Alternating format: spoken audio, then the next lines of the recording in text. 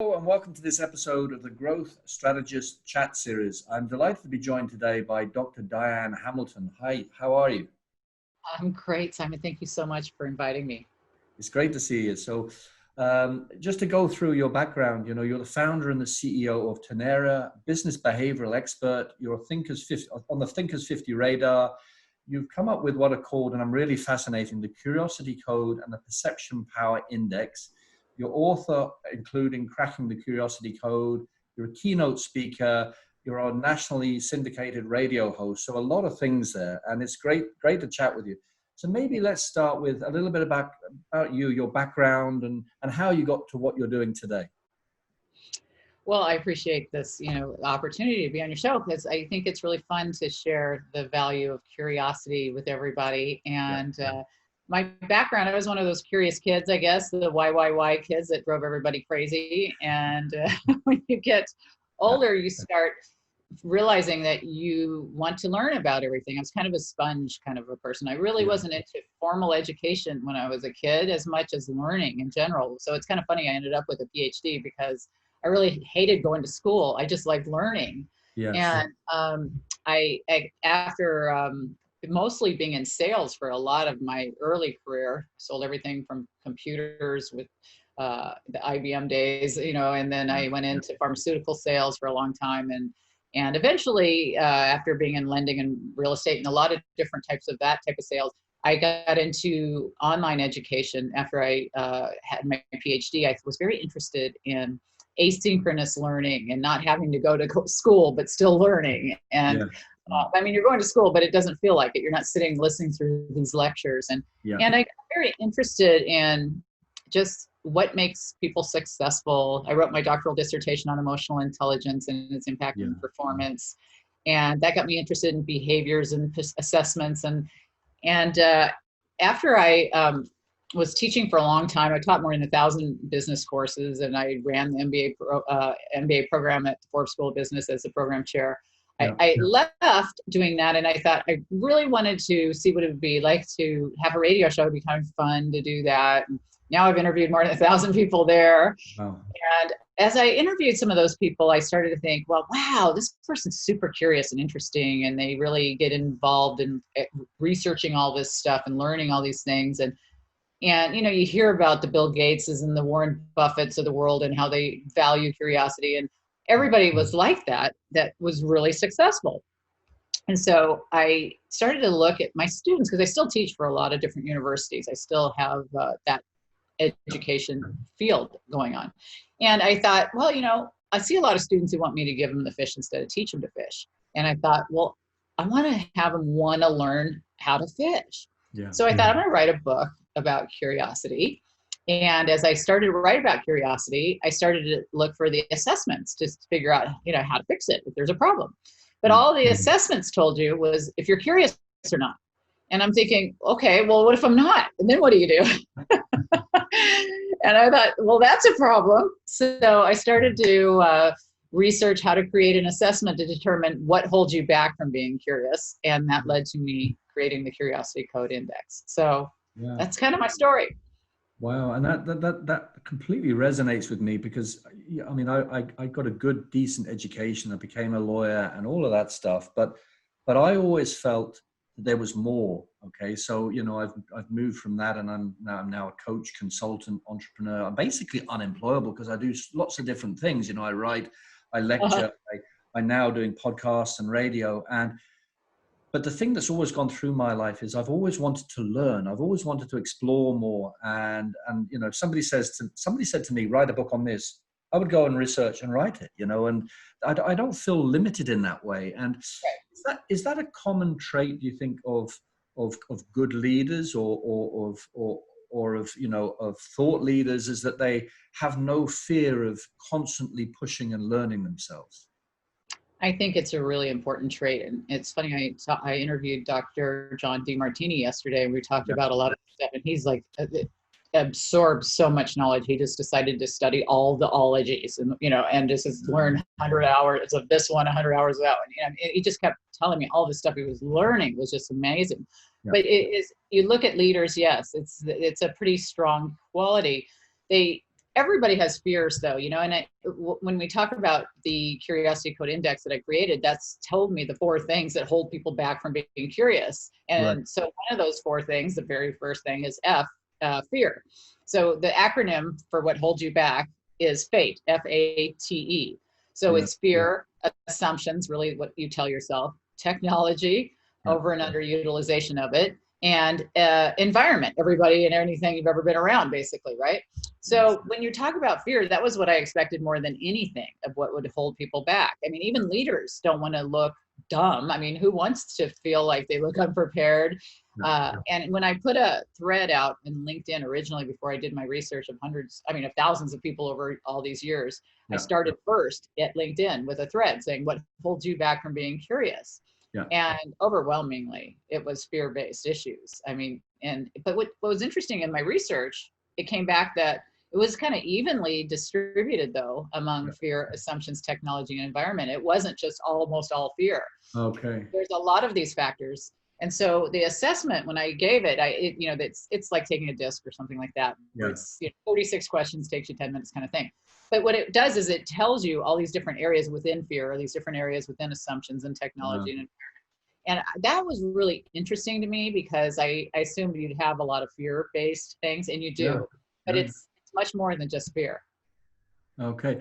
That's really interesting because, you know, I've mentioned before, I've interviewed now about 38 thought leaders, and this subject has kind of come up a few times, and it seems to be that, you know, the thought leaders sort of recognize they have fear, but they break through that, and assumptions, you know, they sort of work around that.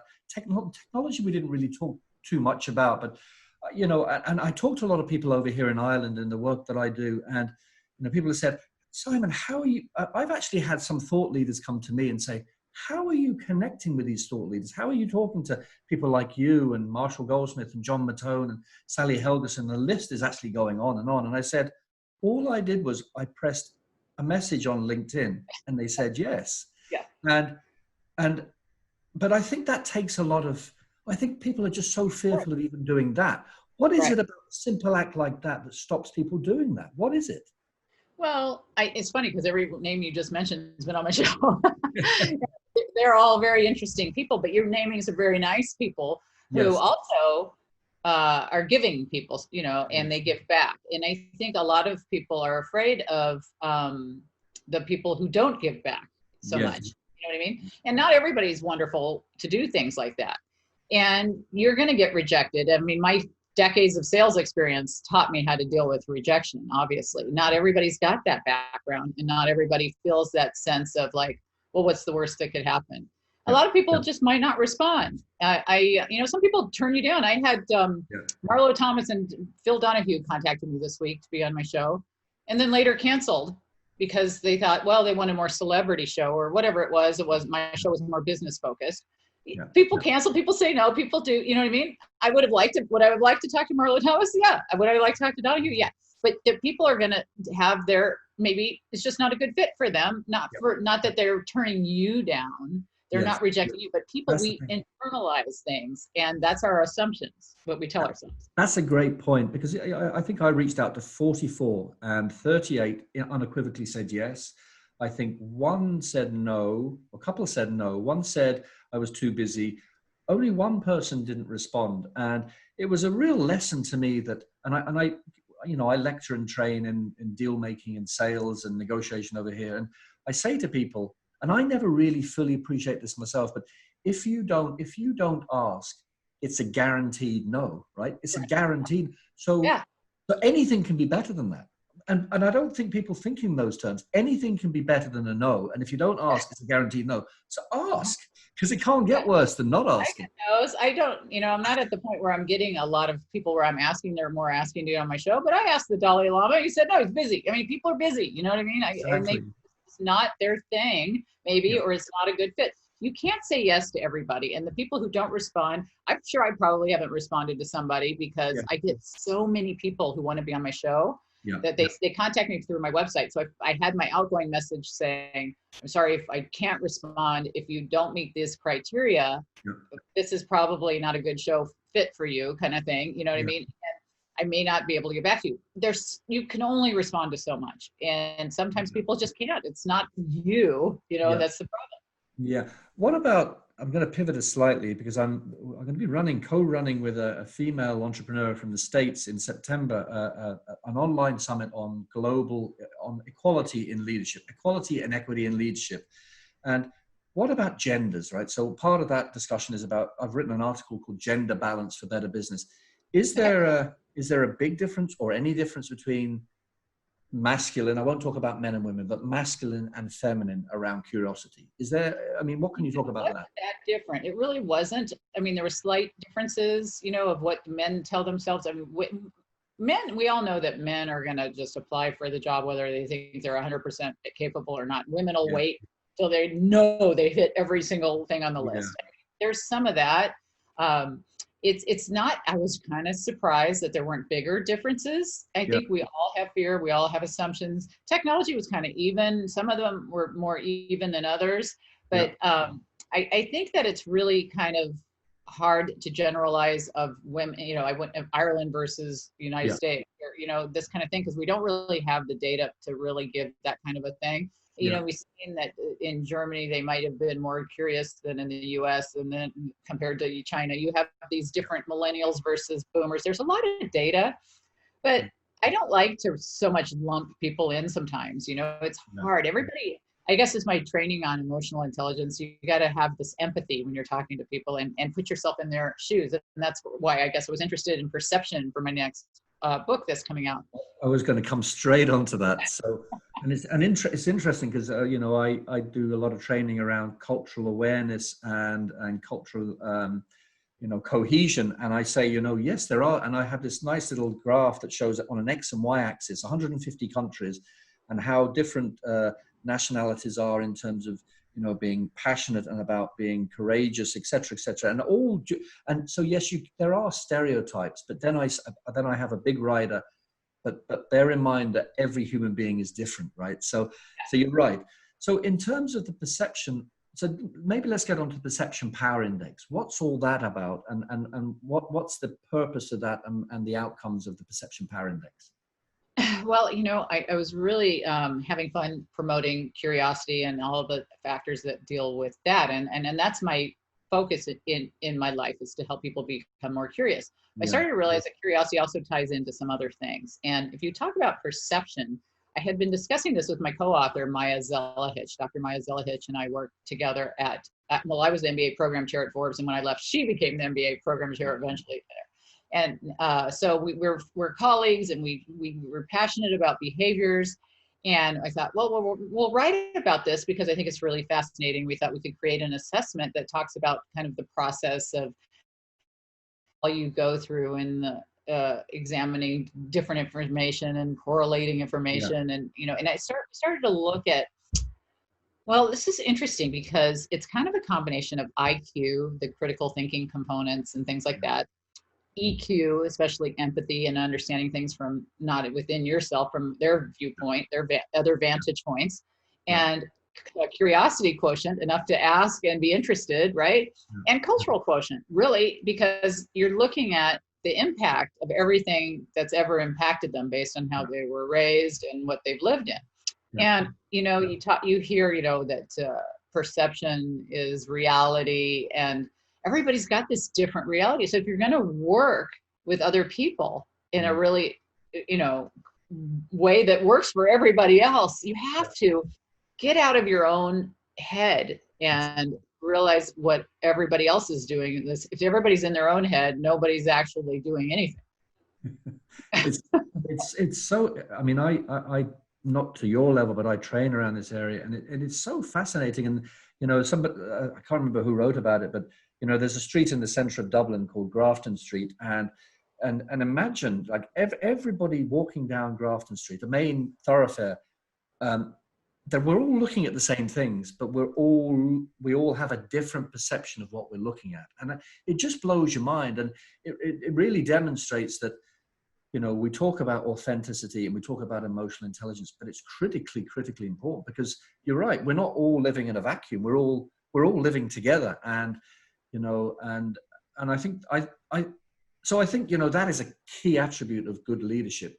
Would you It agree? really is. It really is absolutely. And it's Well, about, say that walking down the street, it brought to mind what I was talking about Dr. DeMartini yesterday.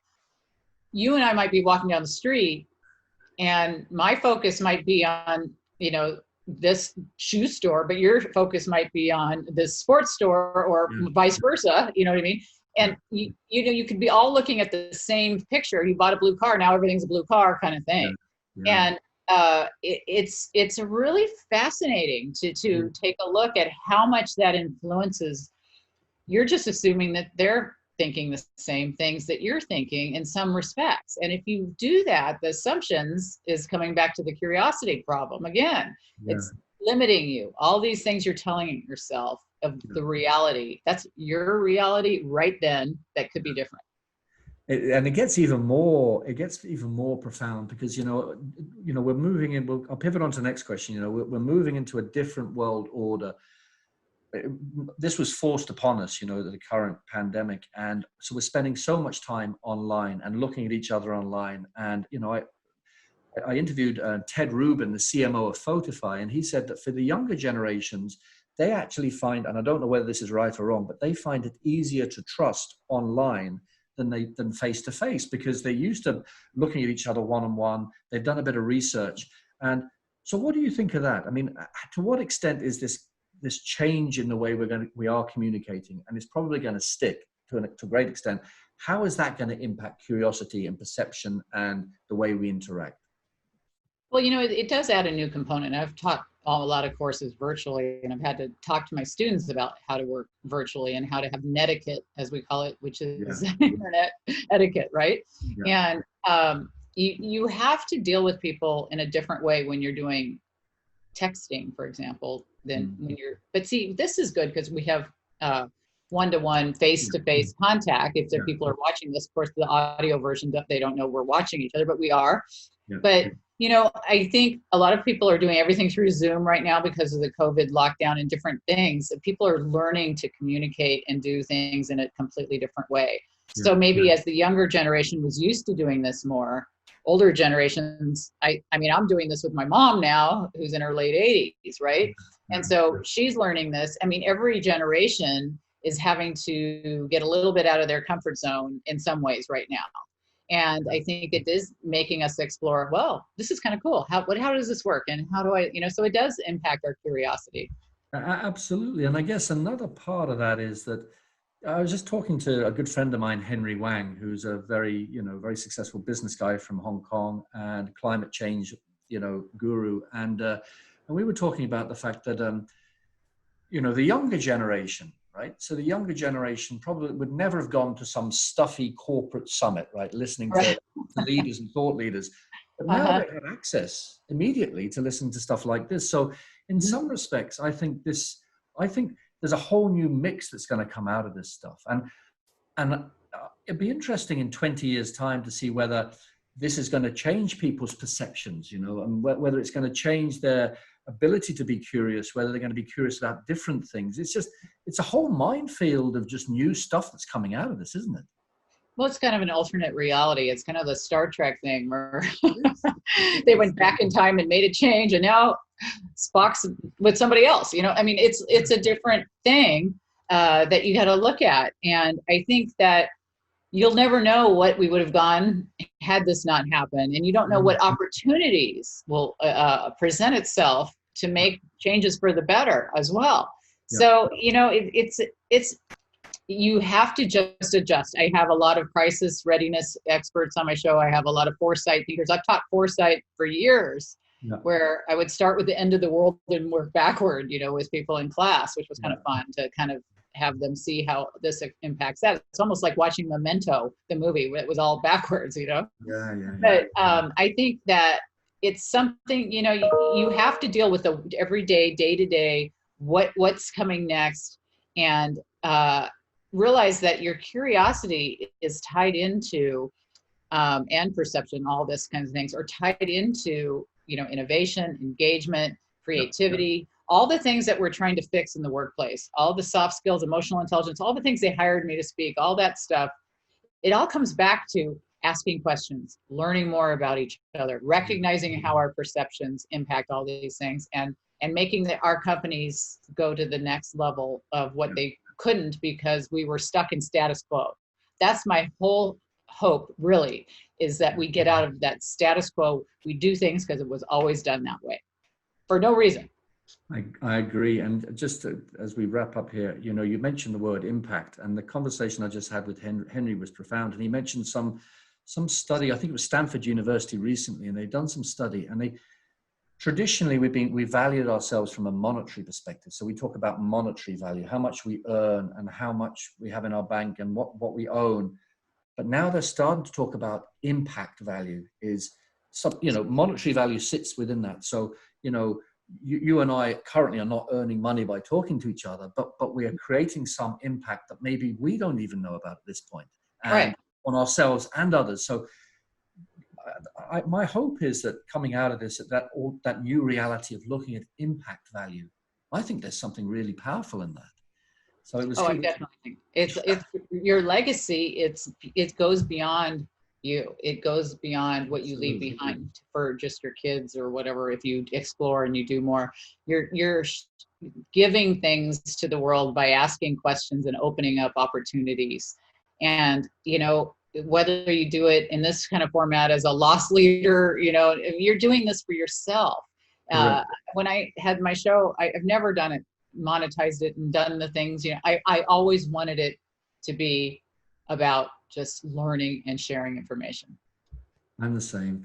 So on that, just to wrap up, so if you were going to go back and talk to a 20-year-old version of Diane, and you had the luxury of giving yourself 2 or 3 words of wisdom to allow yourself to flourish and succeed in life, what 2 or 3 things would you whisper to yourself?